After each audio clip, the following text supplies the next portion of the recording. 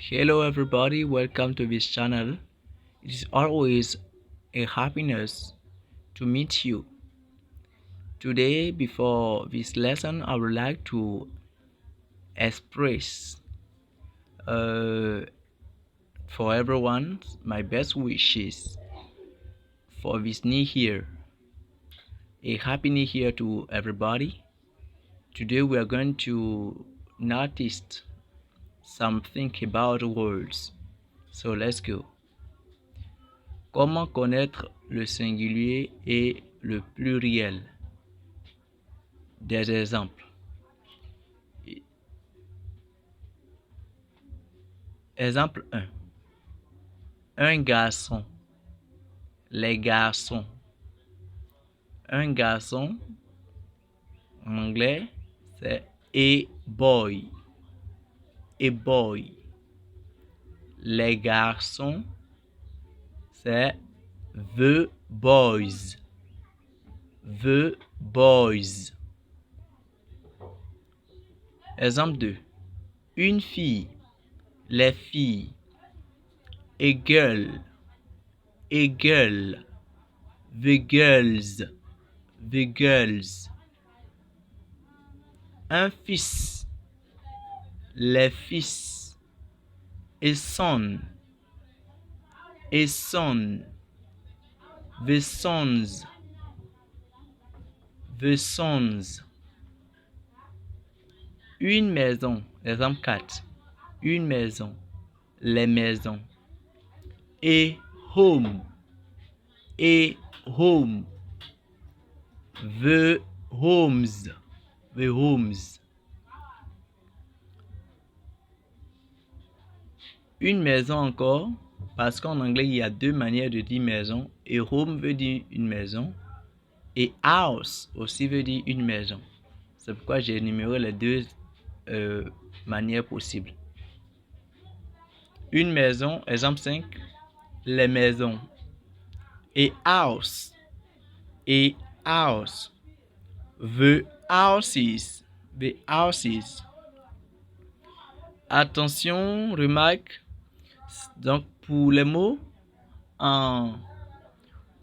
qui précèdent, tels que de l'exemple 1 jusqu'à l'exemple 5, nous voyons que là-bas, pour mettre un mot au pluriel, il faut simplement ajouter S. Un S.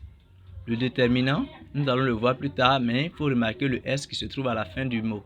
Donc, si vous voyez, vous connaissez a boy, et que vous voyez boys, retenez que là, c'est au pluriel. Attention, pour le deuxième cas, nous avons, exemple 1, un homme, les hommes. A man, un homme qui s'écrit M-A-N. Son pluriel, regardez, c'est the men. The men. Et cette fois-ci, c'est M-E-N. Le A devient E. Pour dire les hommes, on dit the men. The men. Les femmes, exemple 2, une femme, les femmes. Au singulier, c'est a woman. A woman. Une femme. Le pluriel, c'est the woman. The woman. Le A qui apparaît dans le singulier, au pluriel devient E. The woman. Exemple 3. Un pays. Les pays. Un pays en anglais, c'est a country. A country. Et le pluriel, c'est the countries. The countries. The countries. Un pied. Voilà. Exemple 4. Un pied. Les pieds. Un pied, c'est a foot. A foot. Les pieds, c'est the feet. The feet. Et nous sommes au niveau des déterminants. Ça, c'est important à savoir. Cela peut vous aider dans votre bagage intellectuel, au niveau de la langue. Il faut savoir qu'en anglais, la plupart des déterminants sont polysémiques, c'est-à-dire qu'ils ont plusieurs sens à la fois. Donc, on les explique toujours en fonction de leur contexte. et de la langue cible qui est le français. Donc, veut, lui seul veut dire le. Ça veut dire la, ça veut dire aussi L'. Et c'est un, une. An, c'est aussi un, une. Mais lui, on l'écrit devant des mots qui commencent par une voyelle. Voilà, les 6 voyelles que nous connaissons en français ont aussi un impact en anglais. Ils existent aussi. Les voyelles existent aussi, je veux dire. Voilà. Donc, nous passons à nos exemples de phrases. Here is boy's bedroom. Here is boy's bedroom. Pour dire, voici la chambre des garçons. Here is boy's bedroom. Voici la chambre des garçons. Exemple 2. He has a deal with a businesswoman. Il a un contrat avec une femme d'affaires.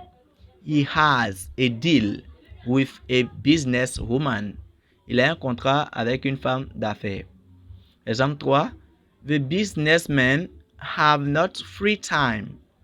Les hommes d'affaires n'ont pas de temps libre. Exemple 4. How many countries do you know? How many countries do you know? Combien de pays vous connaissez? Exemple 5. Your son told me that you were not home. Your son told me that you were not home. Ton fils m'a dit que tu n'étais pas à la maison.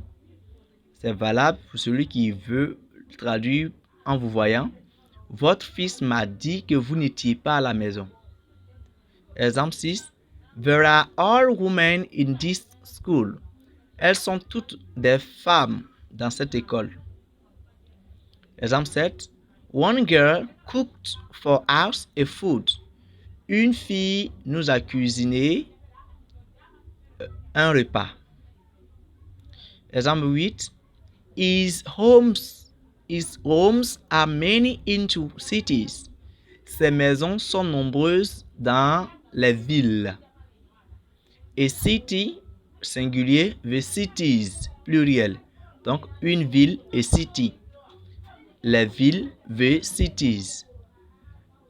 Merci et à bientôt pour une nouvelle leçon.